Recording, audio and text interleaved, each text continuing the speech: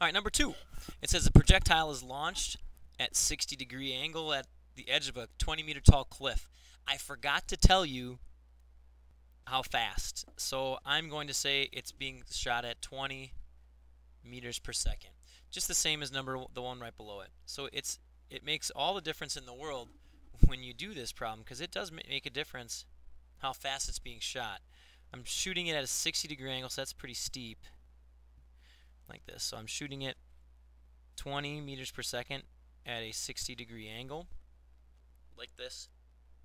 How far, how long is it in the air, and how fast is it moving just before it strikes the ground. So breaking this into the vertical and horizontal components, VI, VF, A, T, and D, velocity, distance, and time, I find the X and the Y components. So this is going to be 10 and then 10 root 3, 17.3 right there. So my horizontal velocity is 10 meters per second. My vertical velocity is 17.3 meters per second. The acceleration is negative 9.80. The distance, this is nice.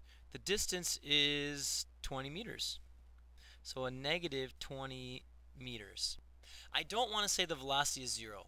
That's a trap a lot of people fall into, because if this right here, that doesn't help you, because you could find the time, but that's not half anymore. That's going to tell you how long it takes to get right there. So using 0 right there is not helpful. So what I'm going to do is find the time using this equation. So the one, or maybe I'll find VF, because time might be difficult. I feel like I'm going to have to use the quadratic formula. So maybe I'll take a step to the side first, and I'll go VF squared equals VI squared plus 2AD.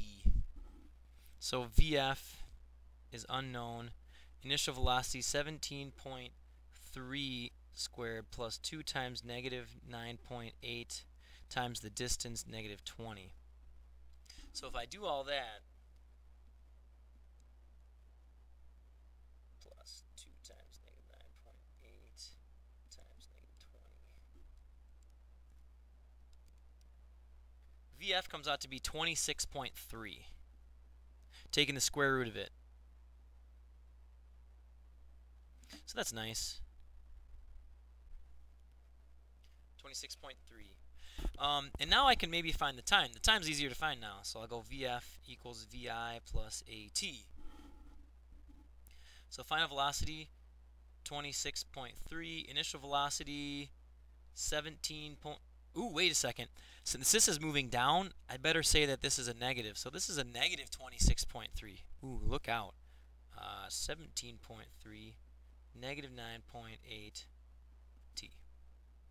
So I take negative 26.3 minus 17.3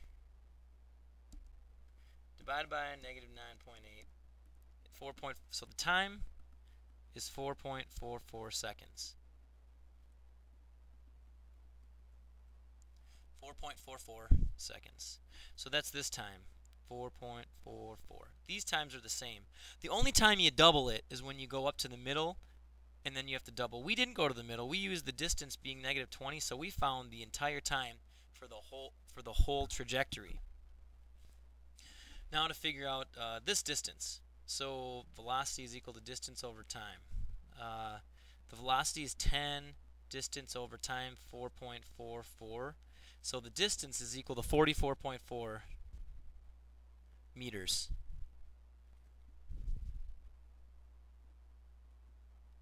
Okay, so part A says, how far from the base of the cliff does it land? That's a horizontal distance right here. That says how far from the base is that distance right there. So that 44.4 meters.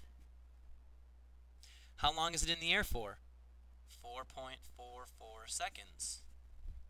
In part C, how fast is it moving just before striking the ground? Now you might think to yourself, oh, 26.3. Be careful. 26.3 is how fast it's moving in the vertical direction. It's also moving forward at 10. So it's because we learned from those high school idiots that put the bowling ball out their car that projectiles move forward at a constant speed. So if it starts moving forward at 10, it's going to move forward at 10 meters per second the entire time. So to find the actual speed, I have to do the Pythagorean theorem. A squared plus b squared equals c squared. So 26.3 squared plus 10 squared, which is 100,